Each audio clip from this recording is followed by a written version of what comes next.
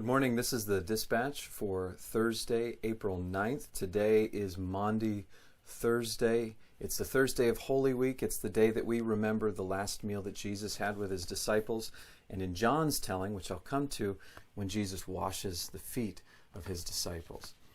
The first reading for today is from Exodus chapter 12, and it is the part of the account of the Passover, of God passing over the people, the Hebrew people, the Israelites in Egypt, sparing them the final plague so that they could then be liberated from their captivity there, and beginning the whole process of moving toward the promised land and the fulfillment of God's promise. The psalm is Psalm 116, and in that psalm the psalmist says, "I will lift the cup of salvation and call on the name of the Lord," clearly tying into the theme of the Last Supper there.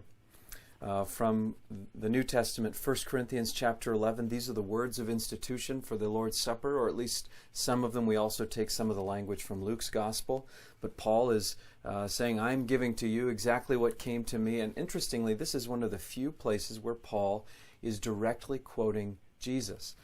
Scholars love to get tangled up in questions about how much Paul knew about Jesus, because Paul never actually knew Jesus while he was alive.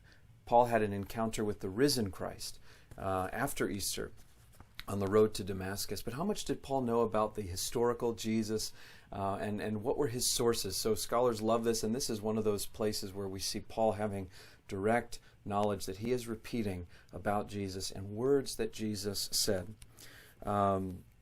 And then our gospel reading is from John 13. This is the text that will be the focus of my reflection this evening.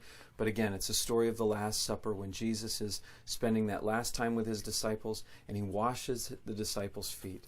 At the end of that passage, he says, "I give you a new commandment." And when that word commandment in Latin is mandatum, and when that got moved into Old or Middle English, that's where we get the word Maundy. And that word came to refer to the act of washing feet, and that's why we call it Maundy Thursday. Sometimes we call it Holy Thursday, but that's why we have that very strange word to describe today. So those are today's readings. A couple quick updates. Again, tonight at 7:30, we will be live with a Maundy Thursday worship service and reflection, again focused on that passage from John. And then tomorrow is Good Friday, and at 1 o'clock tomorrow I will post a Tenebrae service to honor Good Friday. I would ask you to pray for the Stranad family. Earl Stranad, who is in his mid-90s and a long time ago was a music director for our church. He is in the hospital with complications caused by coronavirus. He has pneumonia.